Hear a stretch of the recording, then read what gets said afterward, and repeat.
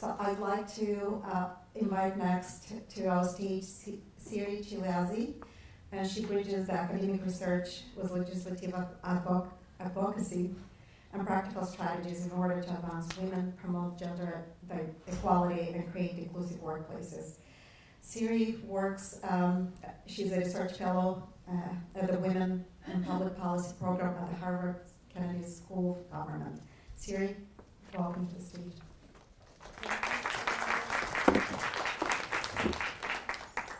Perfect.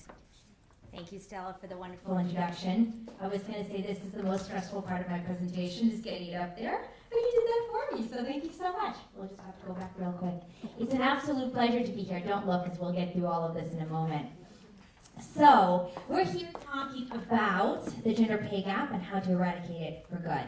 I have so much research that I want to share with you that I suggest we dive right in. I promise there will be plenty of time for questions at the end.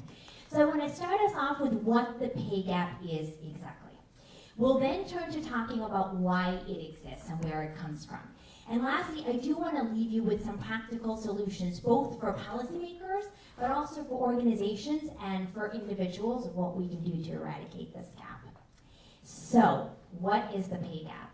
If you'll indulge me, I'm going to do a 1-minute professorial detour and cover a quick concept, a refresher for all of us, on a quick concept that will be very helpful when we talk about all these numbers.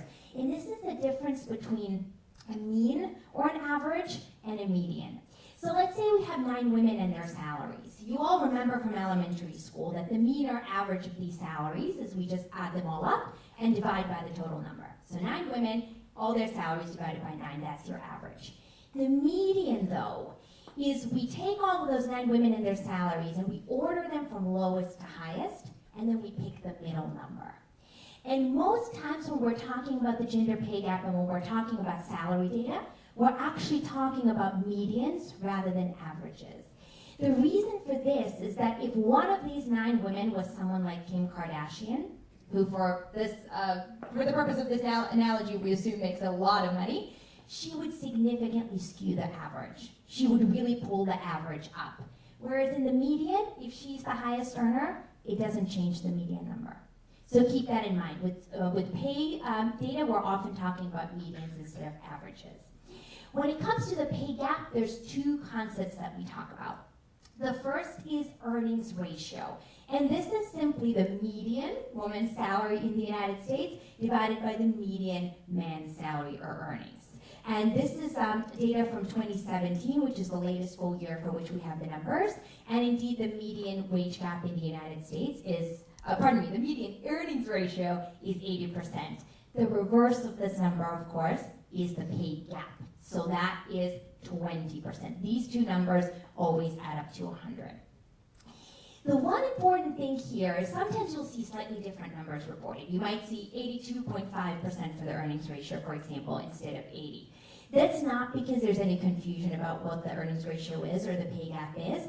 It just depends on what source data we use for our analysis. And there's 3 main types of source data. We can look at hourly earnings, weekly earnings, or annual earnings to generate these numbers.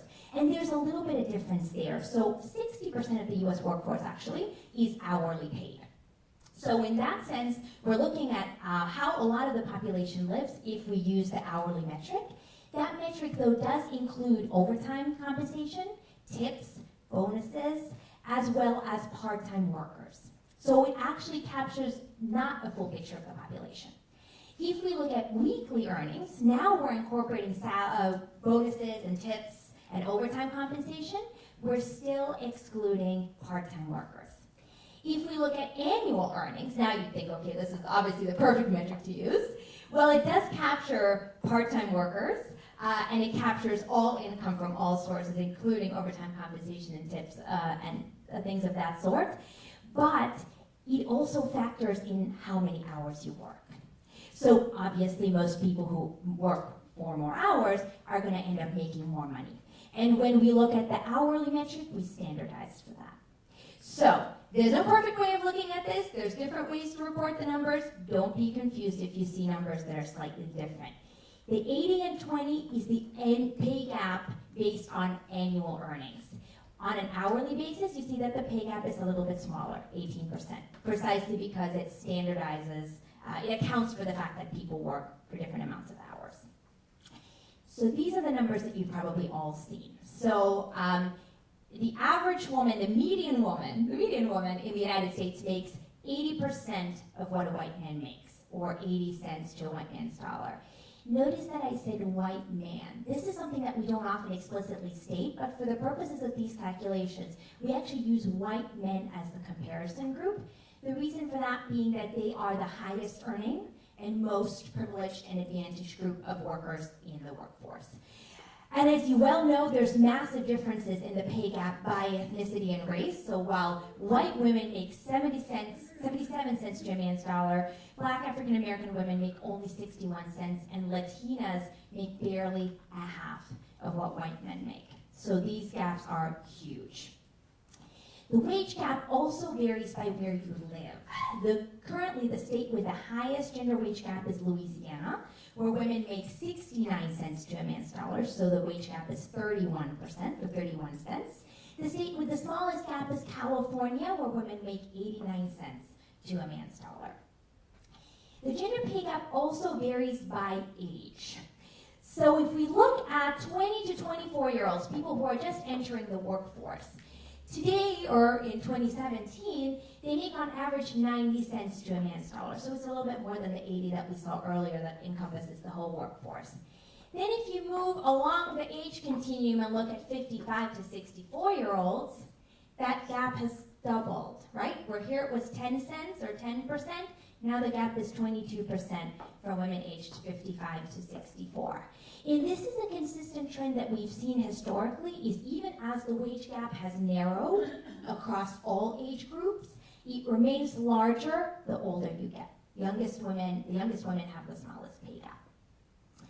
Of course, the pay gap varies also by education, and we'll return to talking about this in a moment, because paradoxically, the highest paying jobs, which correlate to the jobs that require the most education, actually see the largest wage gaps. And the smallest wage gaps are typically seen in occupations at the low end of the income spectrum. Part of the reason for that is that those jobs tend to have much more standardized wage structures. It's, everyone gets $10 per hour or whatever it is, and there's much less room for discretionary compensation. I should also mention that in a similar vein, unionized workers have smaller wage gaps on average than non-unionized workers, and likewise for federal workers. Again, they have very standardized pay scales. There's a lot of pay transparency. Everyone knows exactly what people at a given level or in a given band are supposed to make. So this is what the pay gap trend looks like historically. This graph starts in 1979. And you'll see that we've had a steady climb leading up to today, which for the purposes of the data is 2017. But if you look closely, you'll see that most of the progress was made in the 80s and 90s, and in the last 15 or 20 years, we've actually more or less stalled. In the 1980s, the biggest factor driving the narrowing of the gap was women's increased labor market experience, meaning more and more women came into the workforce and stayed there. In the 90s, the driver for narrowing the pay gap was women's relatively increased education levels. So actually since the late 80s already, women have been earning the majority of bachelor's degrees in that country as well as master's degrees in that country. And 10 years ago, women also overtook men in terms of doctoral degrees or postmaster's degrees. So women now earn the majority of all post-high school degrees. And that has helped us narrow the pay gap, although not close it. And then lastly, I wanted to give you a quick international comparison. The US is highlighted right here with the pink bar. This graph compares us against OECD countries, which are high-income, highly industrialized countries around the world. We're close to the average, but below the OECD average, so our pay gap is larger than most of our peer countries in the world. There are places like Luxembourg, Poland, and Greece that see pay gaps smaller than 5%, so it can be done. So I know that's a lot of data. That's kind of that's the basis. That's what the gap is. Why does it matter? Why do we care? I love how Natasha Lamb puts it. Natasha is a managing partner at Arjuna Capital, and she's often called, bless you, a pay gap activist or a pay gap warrior. Natasha says that what people are paid is a reflection of their value to the company and who the company values. In other words, pay fairness is a fairness issue and a moral issue, which I think most of the people in the room would probably agree with. But it's also an economic issue. The National Women's Law Center ran some numbers a couple of years ago, and they came up with over $1 million in lifetime earnings in a gap as their estimate for how much money Latina women lose out compared to white men over the span of a 40-year career. Even white and Asian women, who among women of different races make the most statistically, they're projected to lose out on roughly $400,000 over the course of their lifetime. There are other estimates that show these numbers to be much higher, $1 million, $2 million, and above. What does this impact? Well, among all adults, among all households with children in the home, 40% of those households are headed up by a single female breadwinner. So it spills into how these women are able to take care of their kids, educate them, feed them, and so on and so forth. It impacts how much women pay in student loans and their ability to take on student loans, because the lower your pay, the longer it'll take you to pay loans back, and in the meantime, interest is accumulating, so you end up paying more. It influences all of the retirement and pension benefits that are in any way based on lifetime earnings calculations. Social security, retirement income, pensions, other benefits. And it influences elderly poverty. We see that among the over 65-year-olds, 11% of women and 8% of men live in poverty. And of course, we also know that women live longer than men, so if anything, their money needs to stretch further.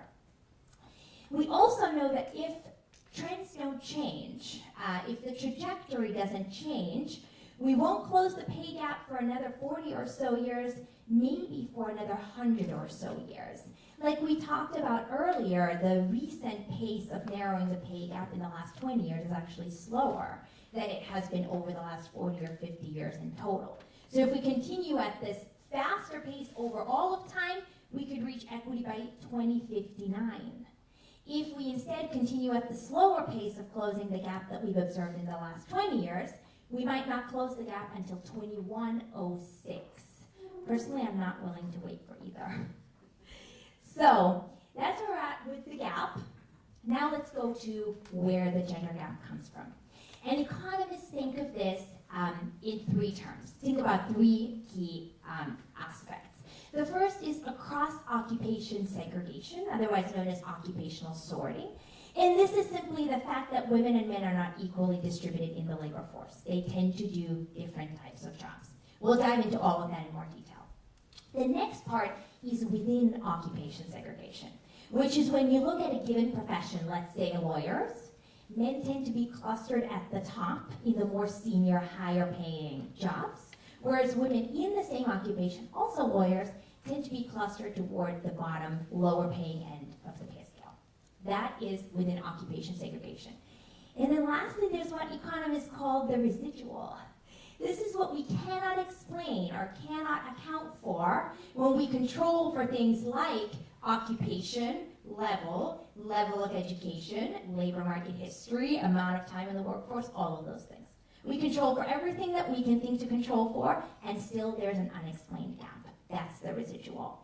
And this is where we get to the question of pay equity, which is, does an identical woman doing exactly the same job with exactly the same characteristics make the same salary as an identical man? I'm not going to leave you on a cliffhanger. The answer is no, but we'll get to that in a moment. So let's dive into across occupation segregation.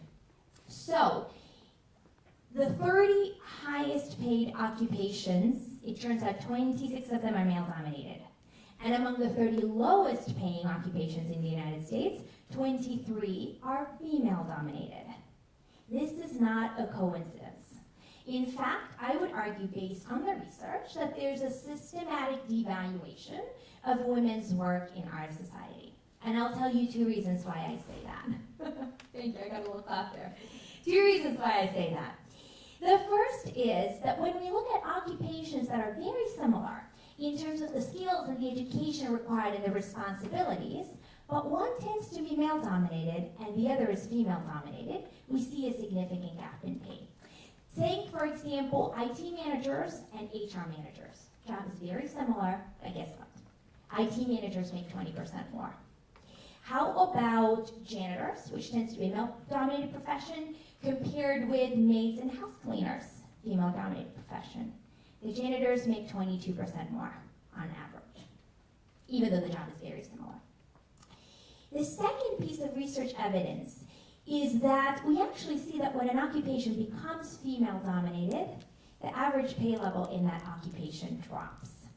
There's a fantastic study done by Paula England. They looked at a whole host of occupations over 50 years, from 1950 to 2000, and they demonstrated this trend quite compellingly. So as an example, park workers, parks and recreation workers, camp counselors, that occupation flipped from being male-dominated in the 1950s to female-dominated in 2000. And the median hourly wages went down by 57 percentage points. For ticket agents, similar story, the wages went down by 43 percentage points in 50 years. And then, of course, there's occupations where the reverse happens. A great example is software engineering and coding and tech.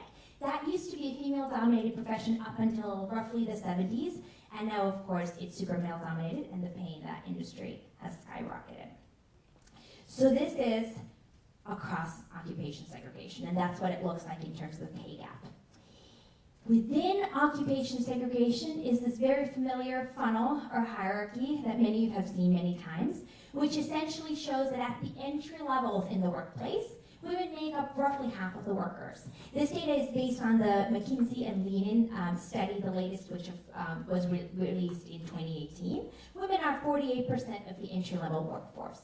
But every step you move up the ladder, from entry level to manager, senior manager, VP, senior vice president, and so on, the share of women drops to the point where when you're looking at the C-suite or the board of directors, women make up around 20% of the folks at that level. There's, of course, a lot of drivers for why this happens, a lot of reasons, but I want to talk about 3 that are especially relevant to the pay gap. And the first of those 3 factors is negotiation. Who has heard or read or ever seen that women negotiate less than men? So this is a very common refrain. It's true and it's not true. There are research studies from the last 10 to 15 years that show that women are more hesitant to negotiate their salary. We also have experimental research evidence to show that when women do negotiate, they get less money than men. So negotiating doesn't quite work for them exactly the same way as it does for men. And part of that reason is that women accurately anticipate the social backlash that they will incur from negotiating. When women aggressively advocate on their own behalf, they're exhibiting leader-like behaviors, yes, but they're also violating our expectations of how good women are supposed to behave. They're violating the feminine stereotype that says women are supposed to be caring and communal, and they're supposed to put other people's interests above their own. And as a result, they are penalized, socially speaking, for negotiating. There was a fascinating study done on graduating MBAs that showed that when the women did negotiate, yes, indeed, they got a little bit more pay than they would have gotten without negotiating, although still not as much as the men who negotiated. But that backlash was immediate. Before they even started the job, the folks who interviewed them, their future co-workers, already viewed them more negatively, as more aggressive, as more pushy, as too dominant. So the story with negotiation, it's a bit of a double-edged sword. I'm certainly not saying you shouldn't negotiate, but the research on the effectiveness of women negotiating and the research of how easily that would just close the whole gap is very mixed. It's not by itself the solution. The second dynamic that's often talked about is, of course, child rearing and having children. Let's remember, by the way, that both women and men have children. Women don't have those kids by themselves. But the labor market effects of having children for women and men are very different. A woman on average will incur a 4% wage penalty for every child that she has. A man on average will incur a 6% fatherhood bonus for being a father, regardless of how many children he has. So that right there is blatant wage discrimination. We also have a lot of experimental studies showing that employers are less likely to hire women, less likely to hire mothers than women without children. And when they hire them, they're likely to offer those mothers lower pay than they would offer to a similar, identical woman who doesn't have children. So that's on families and motherhood. This is a tricky one because, of course, we will continue to have children, women and men together. So eradicating this part of the gap is going to be tough. The third factor, in my opinion, is the most interesting. And it's called temporal flexibility. This is based on research done by Claudia Golden at Harvard. She found something really interesting. Now we're returning to talking about those most highly educated, highest paying professions, white-collar professions, if you will. She found that in these professions, pay by hour is not linear. So if we have two people, one of whom works 40 hours a week, and the other one of whom works 80 hours a week, the person working 80 hours a week makes more than double what the person working 40 hours a week makes, even though they're working exactly double the amount of hours. So your core work hours are actually compensated at a lower per hour rate than if you're willing to be available for the 60th hour a week or the 90th hour a week. And a lot of this goes back to how these jobs are structured. These jobs are typically, they carry the expectation that you specifically will be available at any given time, or that you specifically will do all the work. It's very difficult for two workers to substitute for each other. You know, if they need Jane on the conference call on Friday at 10 p.m., they want Jane specifically. Jennifer can't step in on Jane's behalf. What this leads to in practice is, if you think of a couple who's planning on having a child, financially speaking, it's more advantageous for them for one person to work 80 hours a week and the other person to work 0 than for both of them to go for jobs that pay 40 hours a week. And this is a driver, this is a factor why we see very highly educated women who are making a lot of money themselves, but their husbands are making even a little bit more, take more time out of the workforce to care for the children, because it makes economically more sense than both of them dropping to a work schedule that would give them more flexibility. So it really comes down to how we've structured the work.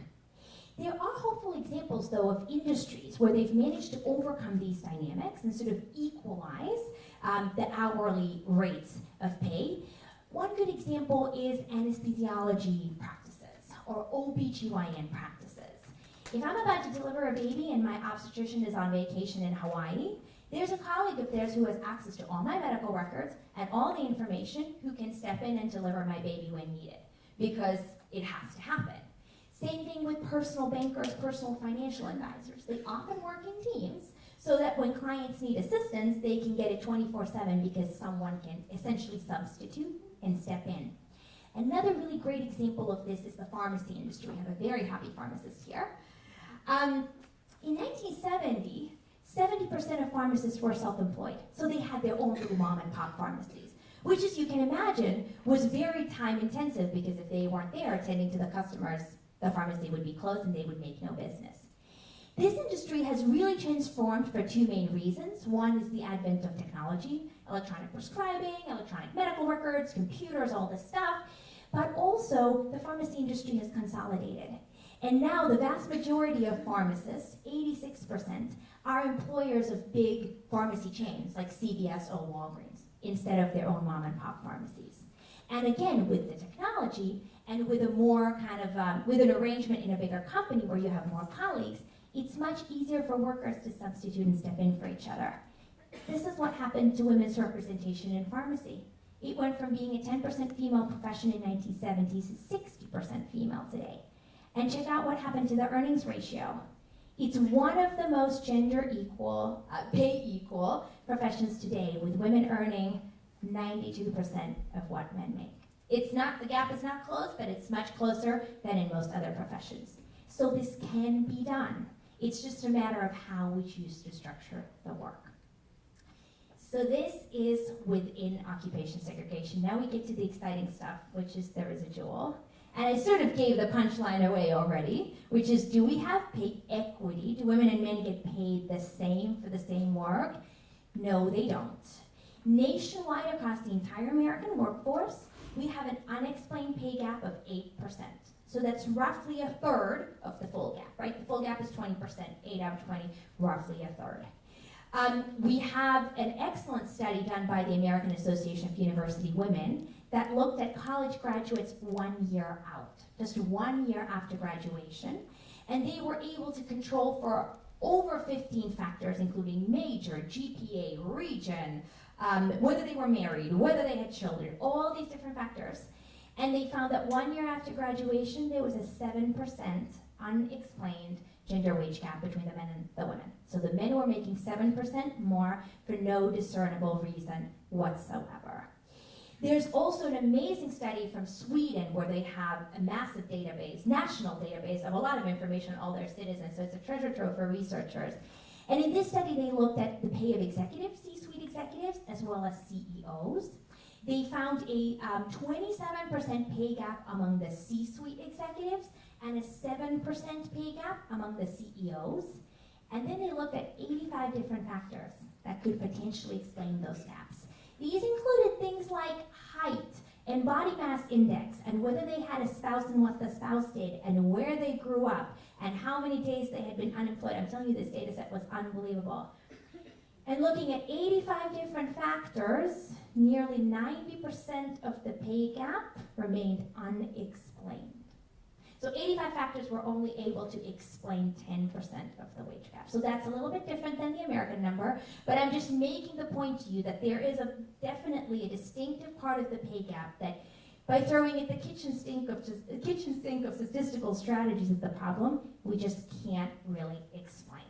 And that's sort of what economists would then say is the bias or the discrimination component of the pay gap.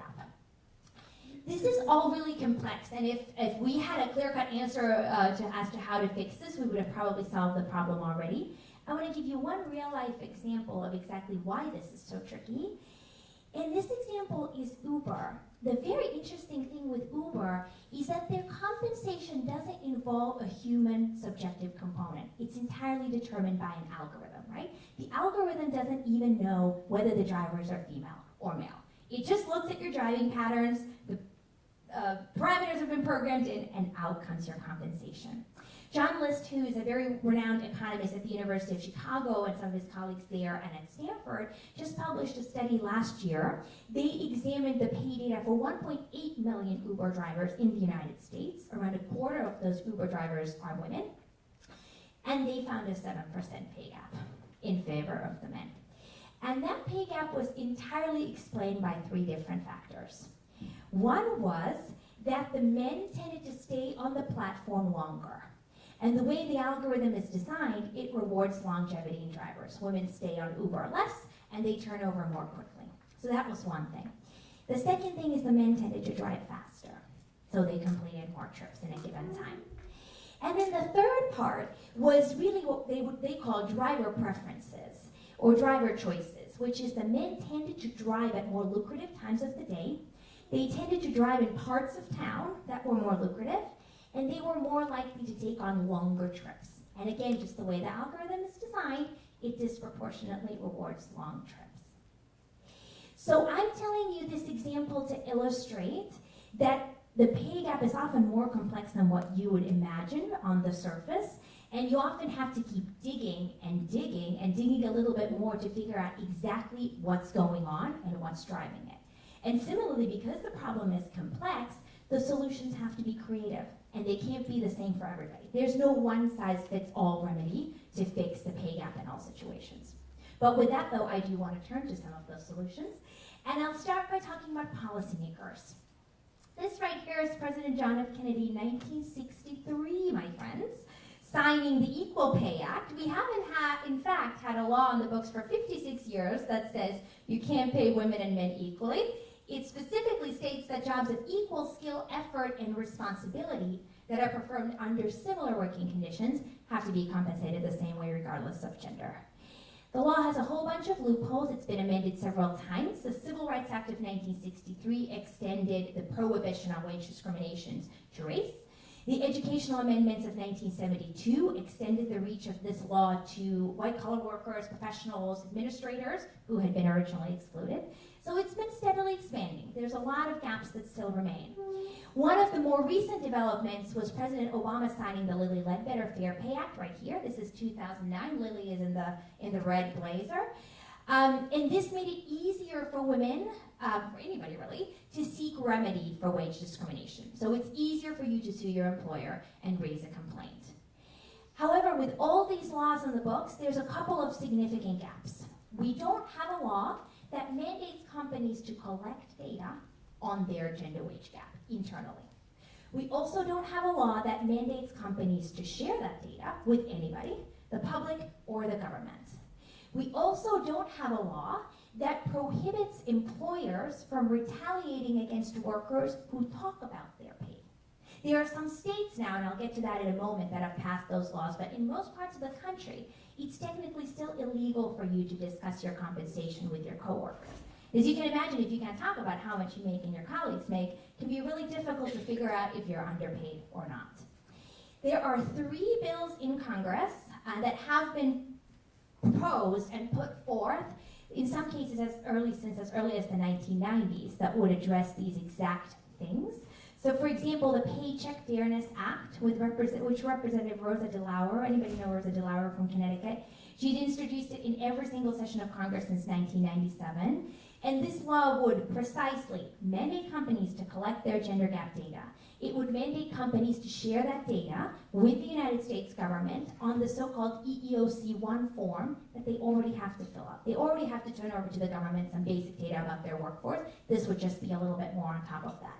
It would also prohibit punishment for employees for talking about their workers.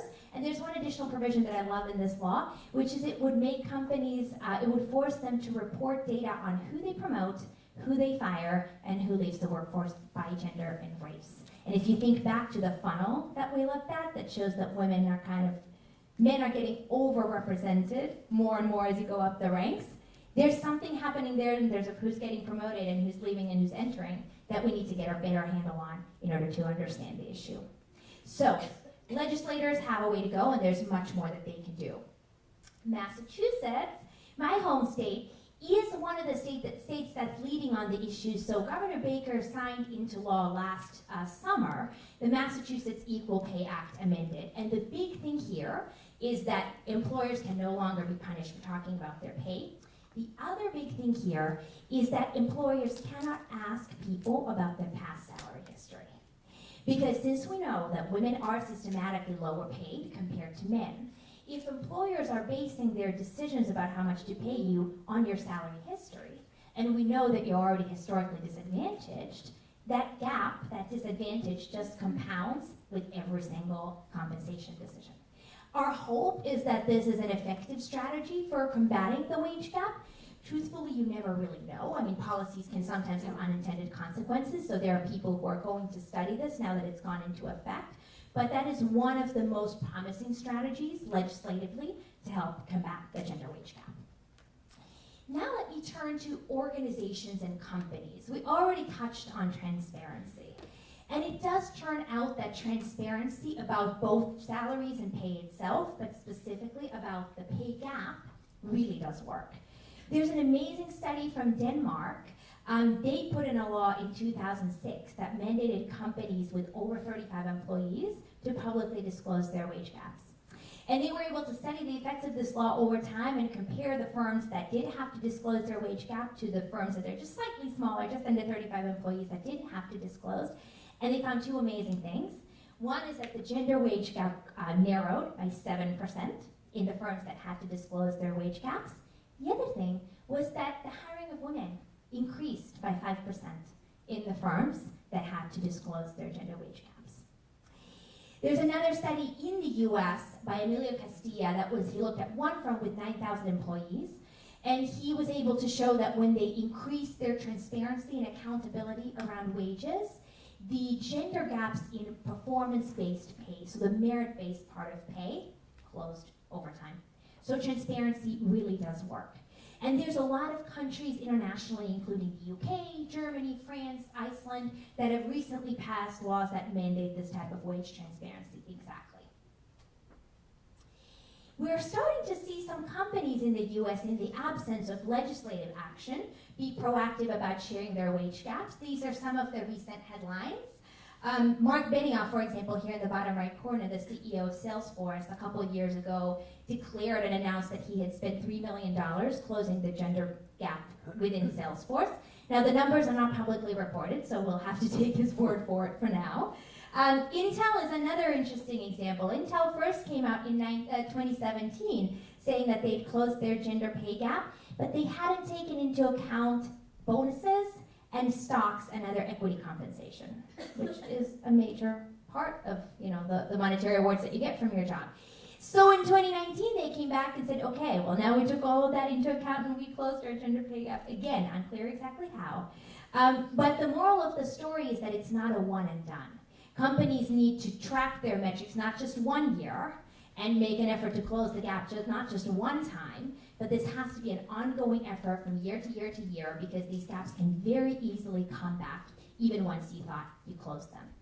So wage transparency and sort of pay audits, if you will, is one huge thing that companies can do directly to combat the pay gap. The other actions that companies can do and should do are targeting more this funnel. How do we make sure that we end women's underrepresentation at the most senior ranks and equalize, get to pay parity across all levels of the organization? The UK Government Equalities Office has done an amazing public service to all of us by publishing a set of evidence-based, research-based guidelines on what companies and individuals can do. And these are their top 6 recommendations. Some of them are actually based on our research, which is very exciting. The first is that companies need to include multiple women on shortlists for recruitment and promotion. The long story short here is that if you include just one woman or one minority, they have a statistical 0% chance of getting hired. So you need a minimum of 2, or ideally a 50-50 shortlist, to give the women a realistic chance of getting hired. The other thing is using skill-based assessment tasks in recruitment. This means that if you're hiring someone for a job that has a significant writing component, have them take an actual writing test. Best yet, have them take it anonymously online so that you can evaluate the quality of their writing without getting distracted by knowing who they are. Or if you're hiring someone for a customer service role, instead of doing an interview with them and saying, well, how would you and what have you done in the past in XYZ situation, have them role play an actual customer service interaction. These types of skills-based assessments are the most predictive tool in hiring. They'll give you the best sense of who will actually succeed on the job. They are much better than the traditional unstructured interviews, and that's point 3 here up on this slide, is if you need to interview people, make those interviews structured as opposed to just unstructured, free-flowing conversations. By a structured interview, I mean that all candidates get asked exactly the same set of questions in the same order, and there is a standardized set of evaluation criteria that's used to score those answers. And then we compare one question at a time, all the candidates. We also have seen in experimental research that if employers are explicit about whether salary is negotiable or not for a given job, and they're explicit about the salary range that's applicable to a given job, that not only encourages more women to apply for the job, but it actually helps close the gender pay gap for that job. So a simple thing that companies can do is in crafting job descriptions, be explicit about whether the pay is negotiable and be explicit about the expected salary range. Similarly, you can introduce that kind of transparency into internal promotion processes, internal pay raise and bonus award discussions. It's make it clear what the parameters are, what's negotiable, what's not, and by how much. And lastly, my colleague Frank Dobbin at Harvard has done a really impressive body of research that shows that when you appoint specific individuals or entities within an organization to be responsible for advancing diversity and inclusion, the work gets done and the stuff gets done much more effectively than when no one is responsible and no one is in charge. Again, this could be a single individual, this could be a task force, but that does correlate to better outcomes on increased diversity, including a smaller pay gap. So that's some ideas based on the research of what organizations can do. And then lastly, individuals. There's going to be some amazing workshops coming on later tonight, so I'm not going to steal any of that thunder. Of course, do negotiate if you can for your compensation. Make sure that you do your research on what other people in comparable jobs in your industry, in your location are making. If it's legal for you to talk to other people about what they're making and what you're making, do. And finally, I will leave you with a slightly depressing checklist or guidelines from our friends at the American Association of University Women of what to do if you suspect that you are experiencing wage discrimination. Point 1 is put it in writing, keep track of everything. And points 3 and 4 are seek help and get the advice of legal professionals involved relatively early on. So I'll leave that up there in case you want to study it further, but now I'd love to hear from you in terms of what questions you have. So I'm going to hand the mic over to Stella maybe, and I'll stay up here, and I'm eager to hear what's on your mind.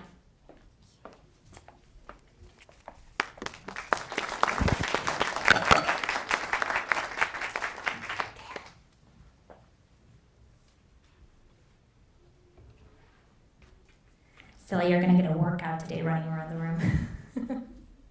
I'll be the lubricant and start the ball rolling. So I'm Solange Shara. Thank you very much. It was super interesting. Couple of comments. I didn't think I knew that much about this area, but looks like I do. So a couple of things to add as information, and then a question.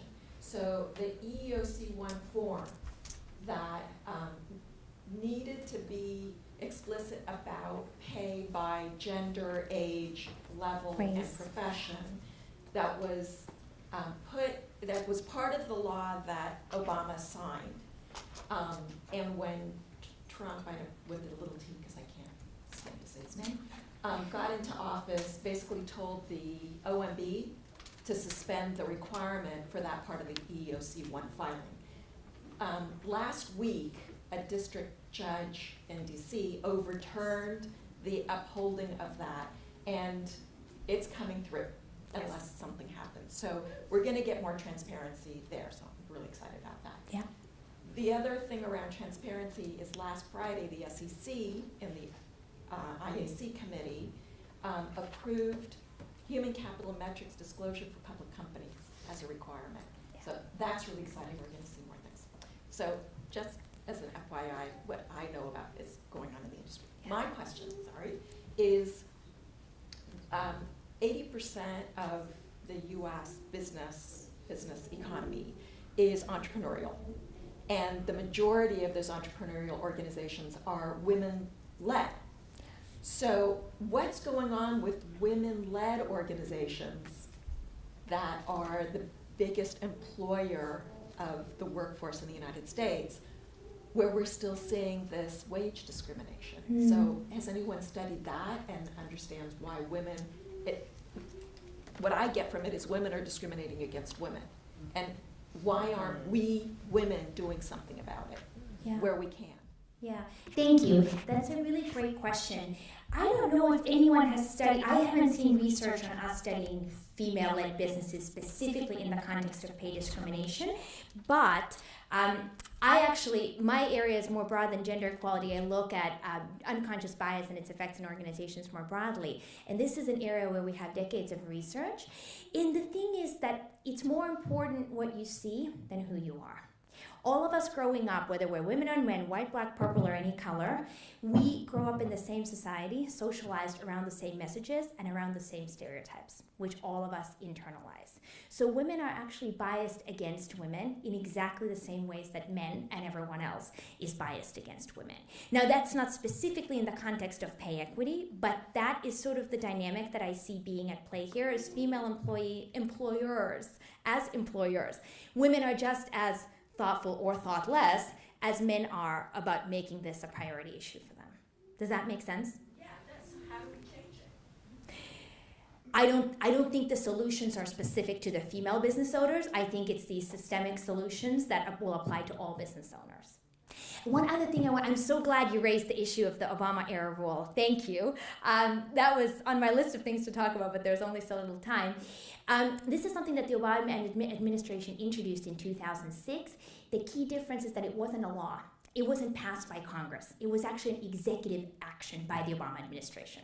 And that's why the Trump administration was able to try to overturn it. But as you pointed out, it's a judge overruled the Trump administration that it's now going into effect. And it will indeed require companies to add data about pay differences by race, gender, and age into the EEO-1 form.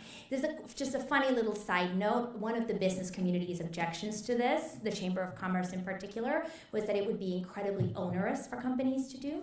They estimated that this data collection would cost $1.3 billion every year. Guess how much the US government estimated it would cost? $25 million. There's a big discrepancy there. I think where you stand depends on where you sit. This is one of those times. Yes, please.